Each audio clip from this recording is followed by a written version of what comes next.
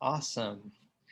Well, thank you everyone for joining us today in the latest installment of Reach the World's PD sessions. I'm really excited to kick off this today's session because this is the first of our PD sessions that we are calling Teacher Features.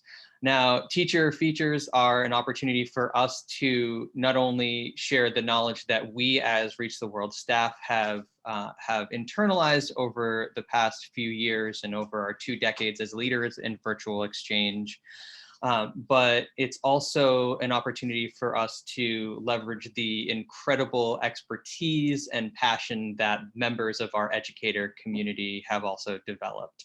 And so to kick these off, I would like to introduce you all to a really wonderful colleague of ours who has been working with us for about 2 years now. Her name is Christina Mesk. And I do want to give a very brief intro to you, Christina, only because I think the way that you came to our program is worth noting. So Christina actually came to us because a traveler in our program who was a Fulbright grantee reached out to us and said, hey, before I got to Columbia and started teaching English here, I was actually teaching at this really cool school in Brooklyn. And I think that the teacher that I work with there would be really great within your program. And so he connected us, and Christina's been working within the Reach the World program ever since. And we honestly couldn't be happier to have her and some of her colleagues within our program. So welcome, Christina. Hi.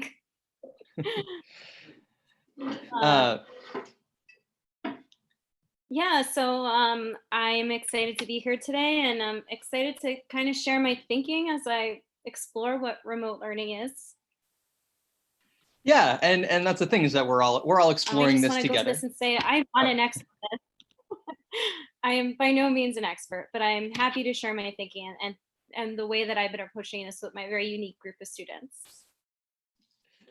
Yeah, and I think it's going to be really great, and I know, Christina, you'll have a chance to speak a little bit more about what you're specifically doing, and also to talk a little bit about your really unique, amazing group of students, especially. So to get that started, I am actually going to share my screen now and just set some things up really quickly, and so we can, yeah, we'll just get right going. So those of you who've watched some of the other PD sessions before, you at this point know me and my colleague Tim, but Christina Mesk is with us today. She's a teacher at PS1, the Bergen Elementary School in Brooklyn, New York. And one thing that I do want to say at the beginning of every single one of these sessions is just a note to teachers, students, and families who may be participating and watching this on the live stream, or will be watching this in the future.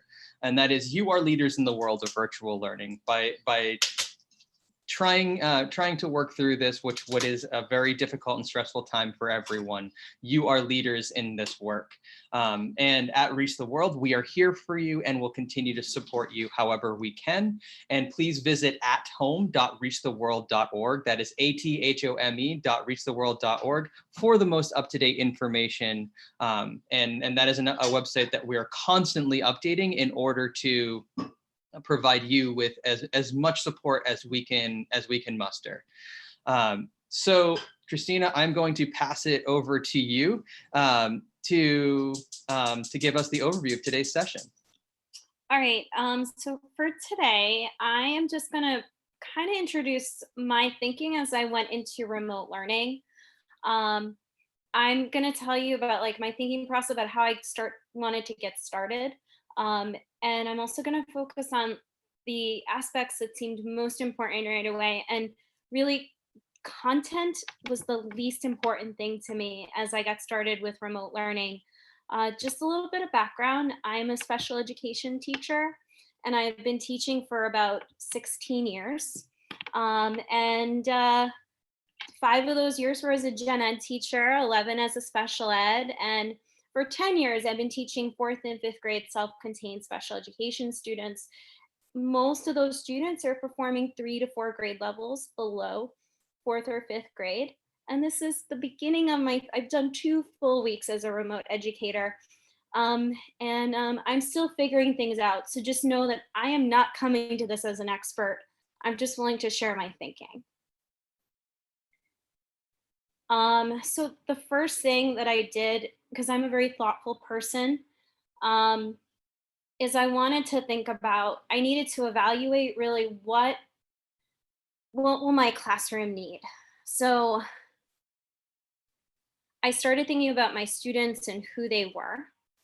And my students are my stakeholders. My parents are my stakeholders. My principal, the other teachers I work with, they are my stakeholders. And I needed to think about what each of these different community groups are going to need to be successful. So the first thing that I thought about was I wanted to assess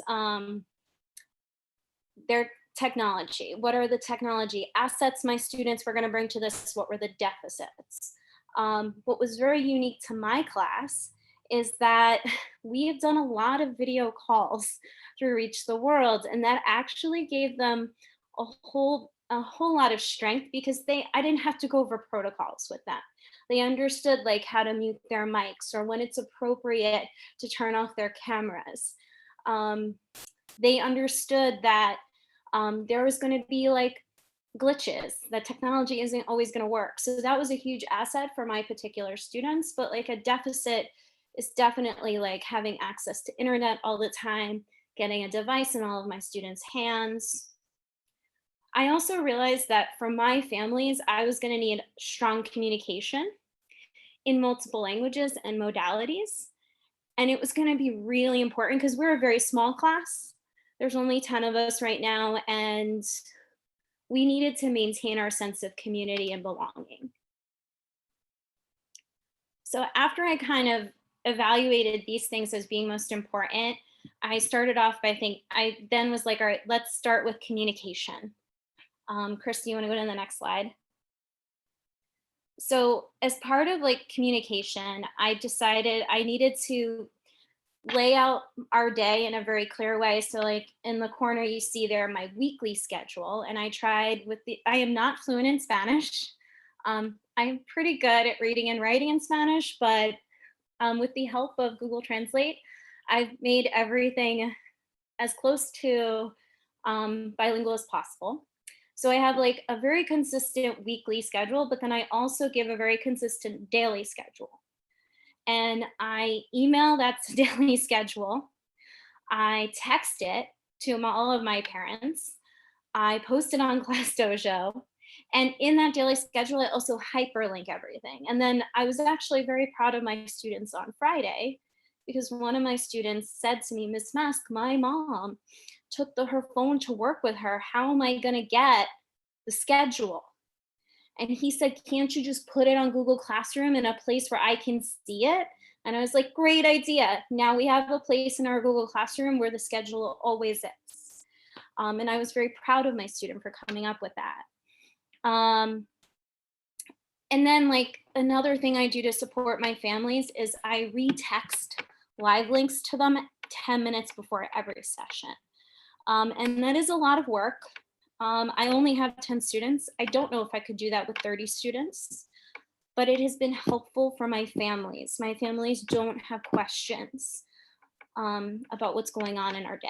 It's very clear, it's laid out. Finally, we have a live morning meeting every single day, and it's about a 20-minute morning meeting where I go through, this is our schedule, these are the assignments you're gonna need to do today. Do you have any questions? It's a good way for us to start our day, and it also allows for community building because my students have shared with me that they miss each other. It's a time for us to like share a corny joke. It's a time for us to show off our artwork or to talk about something fun we did with our families. Community building is very, very important. And I believe that brings me to my next slide. The morning meeting, like I said, is a time for us to go over our schedule, but like definitely we share artwork. Somebody has a silly dance to share with us, a corny joke. that's all really, really important, because I am not just delivering content, I need to continue building relationships. Um, and then also when I think about like building community, live lessons and video calls, that's the place for you to do that. It's not just a place for you to sit and listen, for me to show you how to solve a math problem. It's a place for us to have a discussion, to have a commentary, to go back and forth. And I think that has been very helpful to my students to help them feel connected. Um, Christina, I just wanted to add one quick thing there, because what you're mentioning, I think, is so important in how in how we as educators structure things in this very new and novel environment. That whenever you're in the classroom, that you have these countless moments, these very tiny, very, very quick moments during the day with each of your students, that it's just more than anything, it's just this opportunity to remind them that I'm here for you, I'm here to support you.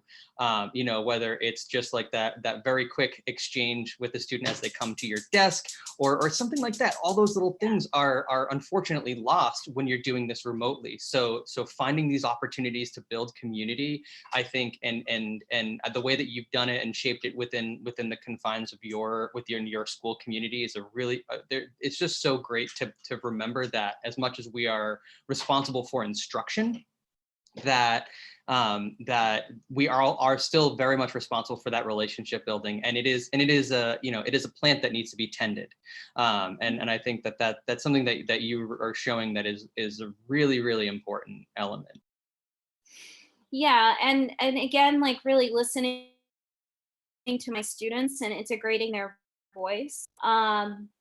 Like taking that suggestion from my student on Friday about posting a schedule in a place where he can see and he didn't have to use his mom's phone.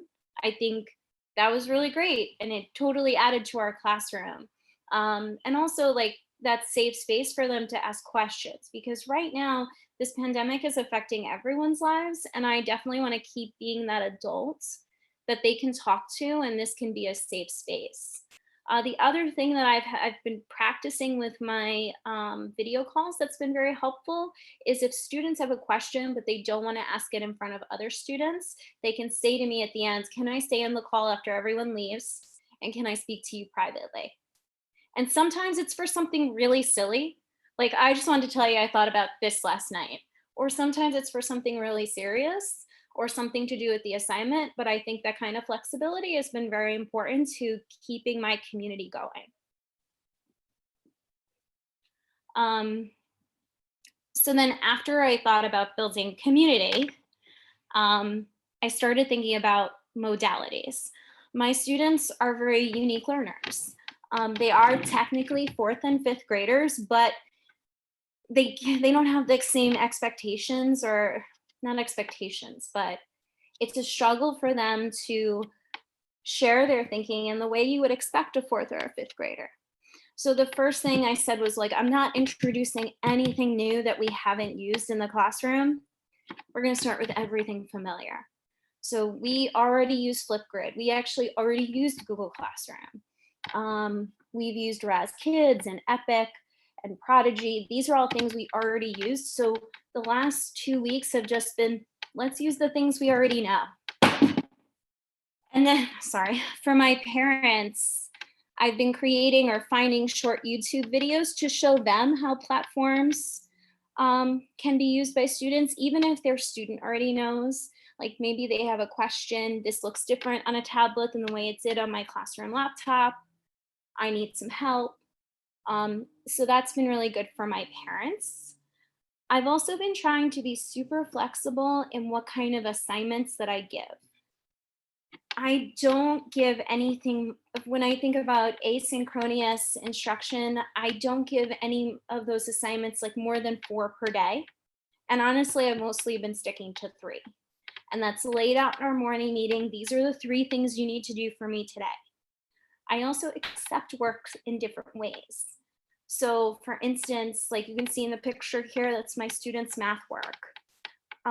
It's really hard for a student to show their math thinking in Google Classroom. So I tell all my students, if you don't want to type on Google Classroom, write on paper, take a picture of your work and text it to me. I'm really okay with that. Now, eventually I'd love them to upload the photo on their own, but we're not there yet. And I will take the text message.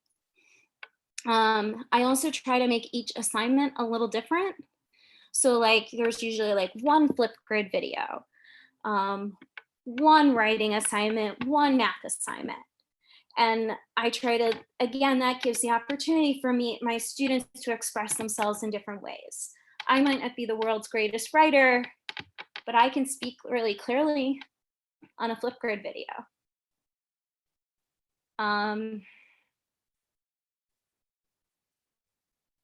So I've just found like being flexible with my modalities have been very helpful for my students and my parents.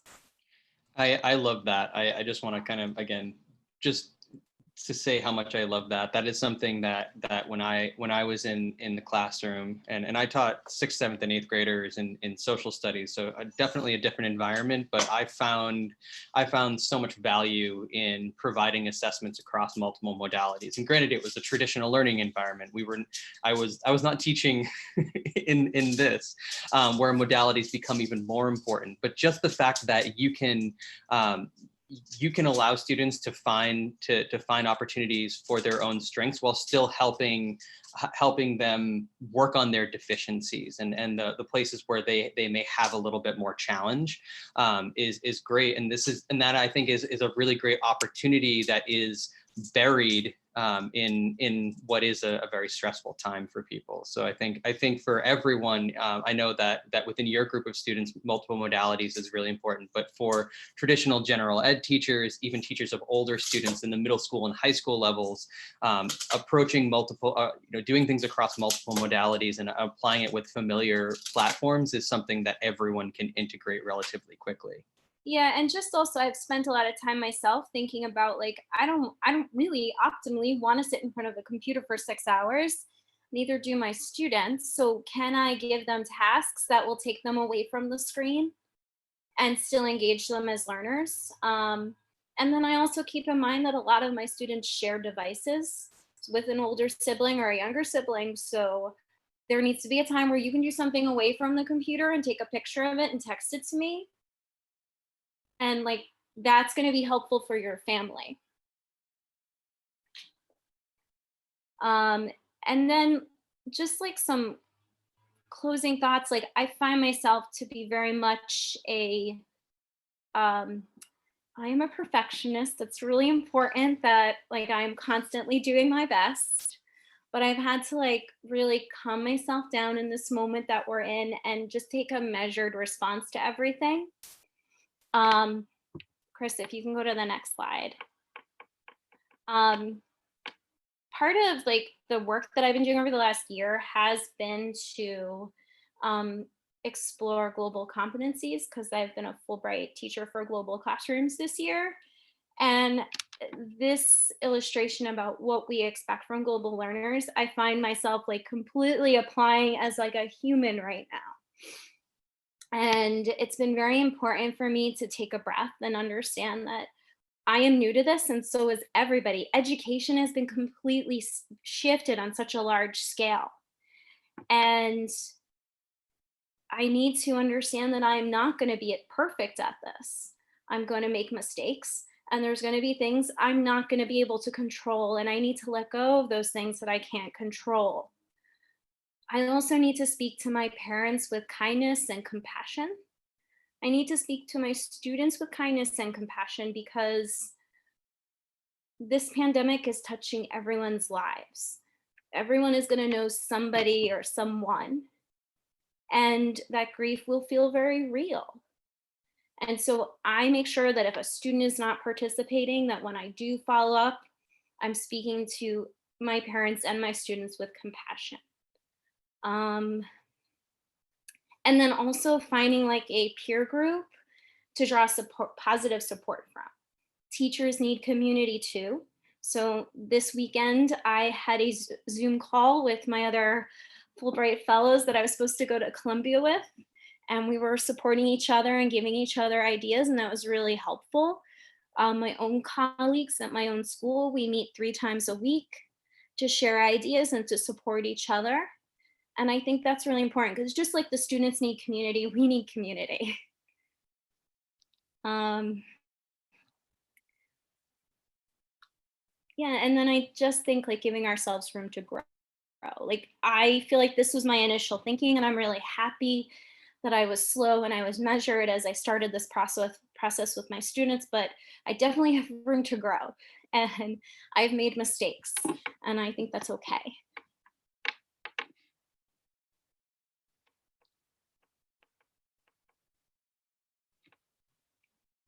So I mean I love all of what you said, Christina. I think there's so much value in everything that you've said so far. And I mean, so I wanted to jump in on this slide only because I want to make sure that anyone who is currently watching or who will be watching, again, hello from the past, if you're watching this in the future. And if you want to take a look at this Google slide deck on your own, you can go to tinyurl.com/RTWPD-4. That's tinyurl.com/RTWPD-4. The other slide decks that we've done, we're doing these in succession. So 1 through 3, if you want to look at any of those, you can do that. You can also visit athome.reachtheworld.org for the most up-to-date information that we are providing. And you can also search us on our YouTube channel to be able to watch these and all of the professional development sessions that we are offering. But I do want to give a chance for if we do have any questions to do that, or if there's anything else that you would like to add, Christina, before we wrap up. If there's any kind of closing thoughts that you would like to share, I think now would be a really great time to do so. Again, I'm not an expert. I'm figuring this out just like everybody else is. And but I think the whole world needs to give each other a break, and we need to calm down a little bit and just be a little measured in our decision making. Yeah, I mean, it's true. I think one of the things that I've taken away from your presentation more than anything is just that those of us who are trying to share what we've learned and what we know, we're not coming from this as an expert. We're coming from this as people who we're just trying to help one another and provide that support to others in our community. I think I was speaking with an educator in our community who lives in Nebraska, and she was emailing me asking if me and the rest of the Reach the World team were hanging in there because she's been hearing on the news how difficult it's been here in New York. And my response to her was, I want to make sure that you're doing okay too. And I mean, there's something that's just so genuine and kind, and it's something that I've always found value in within the educator community, that we may be stressed, but we're in it to support one another. And the more we can take advantage of that willingness to just for the sake of the good work that we're all doing collectively, and continue to support one another, only good things can come from it, even in such a stressful and trying time. Christina, can I share with you a quick question that I hear a lot from teachers? I feel like the morning meeting where classrooms come together on a video platform and check in with each other is gaining a lot of momentum. As somebody who's really been using technology effectively for quite some time, I wonder if you had any other tips towards how morning meetings can be managed in a way that really sets everybody up for success. Well, I definitely think like morning meetings can have different kinds of goals, even in the classroom. I know for myself, like it's been really important that like you understand the schedule, like this is what we're doing for the day. And that's really no different than what I did in my regular morning meeting. But then it's also important because I don't get to see you walk in the classroom. I don't like I can judge how students slept, the way they come in, did they eat breakfast, they get in an argument, like I can tell that from their body language when they come through my door. And I don't get that. So like having this just like couple of few moments just to kind of like check in. But I also understand that some of my students are really quiet. So there's ways like visual ways you could check in. I saw some people using Flipgrid as a way for like having students check in. I've seen some other teachers creating like Google Forms with images just for students to check off how they're doing. But I think you have to think about, again, like modalities your children will be familiar with.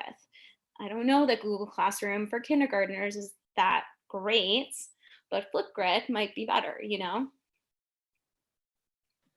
Just really quick, I know you've mentioned Flipgrid a few times, but for teachers who may have heard of it but don't know much about it, can you give just a very, very quick description of what it is and maybe one example of how you're using it? So Flipgrid is a video platform for students and teachers. As a matter of fact, they call them PLC. And you can pose a question or put a prompt as a teacher, and you can do visual prompts, video prompts, written prompts, and the students can make video responses. And they've actually extended the length of the videos now because of remote learning. But most of my videos are like 2-minute caps. And the students can respond to that prompt and they can respond to each other. You can give video feedback. And one thing that we've done just in connection with our Reach the World work is our traveler from Colombia was sent home and she was really sad, and we're connected on social media and she was really upset about leaving so early. So we did a lesson in social studies about like the coronavirus and how it was affecting Rachel, how she might feel, and they made her videos. And we shared the grid with her, and like it made her quarantine just a little bit better. But I also use it for independent reading. So you read for 15 minutes, make a video and tell me what your reading was about. One of the things that I love about that, and Christina, I know you and I have spoken about this a couple of times now, is that one thing that I think people forget, or not forget, but just in the nature of trying to meet so many standards, especially within the English language arts or ELA standards, the writing piece takes up so much time, for good reason, because we need to make sure that our students are meeting very clear guidelines and outcomes around their ability to write and consume information. But the importance of being able to share and convey information verbally, there are some really important standards there, that sometimes can be overlooked in favor of others. And so again, this is another opportunity, I think, for classrooms, especially classrooms that may be familiar with programs like Flipgrid, to be able to work on those standards in and among the others, that this can allow you to be able to do that and provide that support to something that I know personally, when I was in the classroom, those standards, those were not nearly as important as getting my kids to be able to write well, especially for the standardized tests that they were going to be working on later that year, because they weren't going to be providing any oratory on their standardized test. But this is an opportunity to do that, and so I think that's a great one. Yeah, sorry. And I think too, like the fact that education has changed in this manner, that it brings those speaking and listening standards to the forefront and just how important they are. I feel like a lot of times people refer to speaking and listening standards as soft skills, things that you'll just figure out, it's implicit, but for a lot of children and adults, it's not. And I think this whole shift in education where you're not in the same room as the students you're teaching just brings that importance back, and as a teacher of ELS, I've always used a lot of speaking and listening activities because it's really important to their development. And I think it also, when I was thinking about remote learning and keeping track of independent reading, they're doing a lot of writing already. I don't want you to write a summary about your reading. How about you make a video and maybe one of your classmates will listen to your video and go, oh, wow, I really want to read that book. Which I got that idea from a middle school teacher, actually. I love the way that Flipgrid encourages students to, it's another chance to see each other, whereas kids are sort of independently outside of school setting up video calls sometimes with each other. And this is just a way to keep it within an academic confine and keep it as part of the learning process. Yeah. No, and it's funny, I see my kids, because as an educator, I can go in and see who's viewed what videos. And I can see that my kids are like listening to each other's videos. They're not quite responding to each other yet, but they're like listening and playing back. And it's just making me think again, that piece that we're people and being isolated and being alone is really hard. Yeah, and there's a narrative that I hear a lot in the work that we do that is always about how well, kids are naturally tech savvy. They always figure out ways to stay connected, whether, with whatever the latest apps and social media platforms are. But what we forget in that sometimes, in just this assumption that kids will always be figuring those things out, is that there's still an importance that there's an important role that we can play as educators, as members of families, especially as whoever is playing a parent or guardian role, that we can really teach good practices in how to communicate appropriately and effectively, and in particularly in online spaces.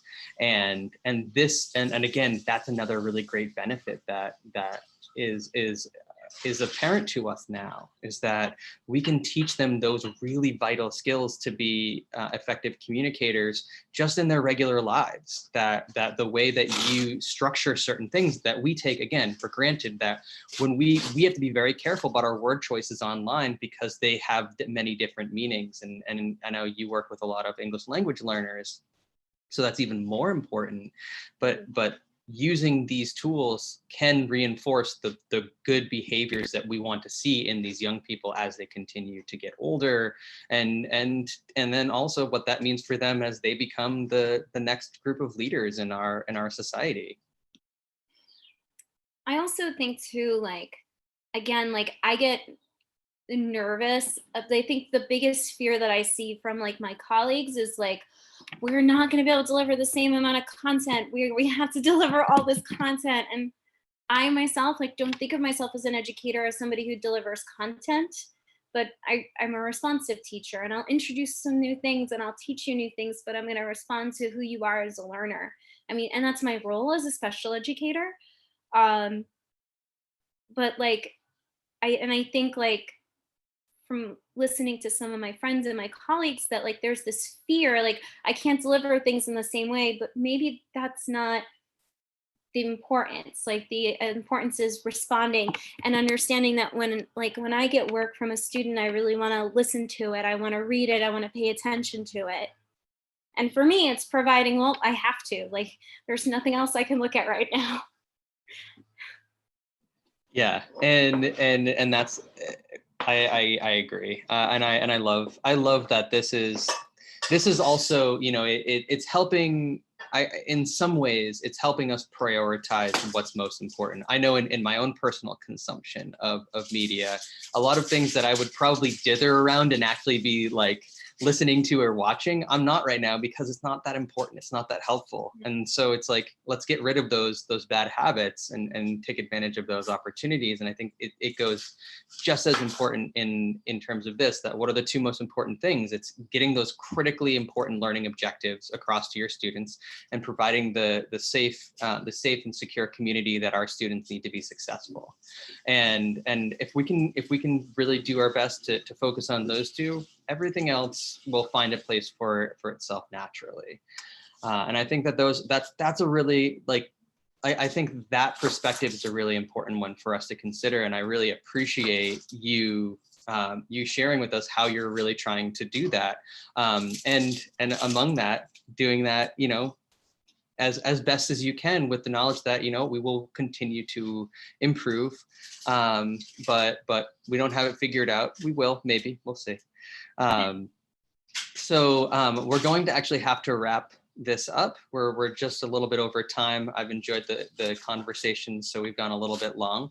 But I appreciate you giving us your time and your energy and putting together a really wonderful collection of resources that you're doing. It's always great to connect with you, Christina. I really love being able to work alongside you and consider you as such an important member of our community. And so stay safe, stay healthy, and we will continue to be working with you and your students. And for those of you who are out there that may have any additional questions, please reach out to myself and Tim. We will be happy to pass along any questions, comments, concerns that anyone has for Christina. We'll probably ask you to come back and do another one of these to see how all of this has worked out about a month or so from now. All right. Thank you so much for this opportunity to share today. I hope